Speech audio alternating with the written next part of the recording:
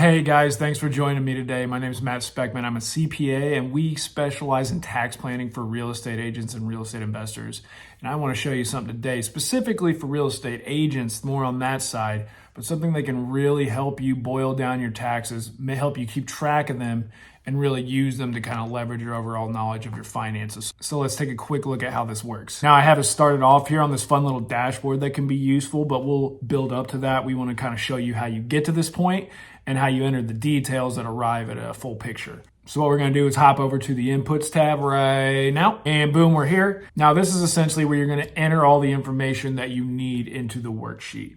This can come off the final sales documents or something like that, but essentially at the end of the day, we're going to want to fill out all the cells we have in blue here.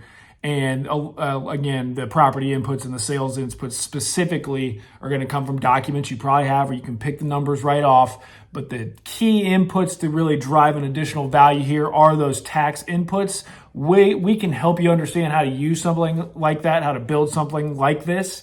But at the end of the day, you want those to be targeted because you need those to be accurate in order to keep your cash flow in line, not be saving too much for taxes, but also saving enough that your cushion is there and you're not worrying about it come tax time, about some sort of weird cash flow hit that you can't sustain. Next, we're going to flip over to the performance detail tab here. A lot of the information you're going to see is very similar to what you input on the key inputs tab, but we have these tax rates here that are now driving these tax savings that we need to be concerned about. Both from a federal and state perspective, you can start to get a picture of what you need to be setting aside at a more targeted level than just some percentage that somebody has given you before that you've used that may not really be targeted with where your income is now. We can dial these in. It can help you save the right amount of cash while also not overpaying at the same time or over setting aside money.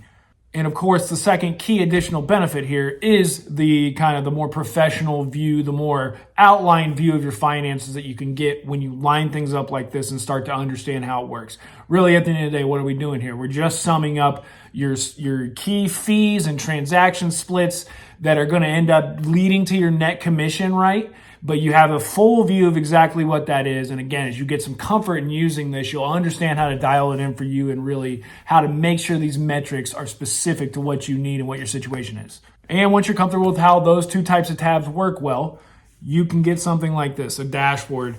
This is what we utilize with some of the clients we have. They like this view. It's something you do need to dial into exactly what you need again, right? You may not need the specific metrics outlined on this specific dashboard that we have here, but this works for a specific person that we have, and it allows them to see very quickly again. Once they've hit their key inputs, you can always go look at the performance detail tab, but this allows you to get a quick view. And in this case, the charts we have here are highlighting some key relationships that this client wants to see. In this case, we have some, fake numbers here for the purpose of demonstration. But again, this is something somebody's using. These charts here are meant to illuminate differences in, the relationships between the commissions, the fees, and the splits. In this circumstance, we are looking at sales by month and gross commission versus net commission by month. And you get to see, again, over time, you'll develop an understanding of where these metrics are, and these charts allow you to see that quickly, right? As you gain understanding of them, as you gain familiarity, you'll be able to look at these things quickly once the data is entered and gain the insights that you need. Make the financial element very easy. And again, if you use it for the tax purpose, right, and we add a couple other little elements that we'll discuss in later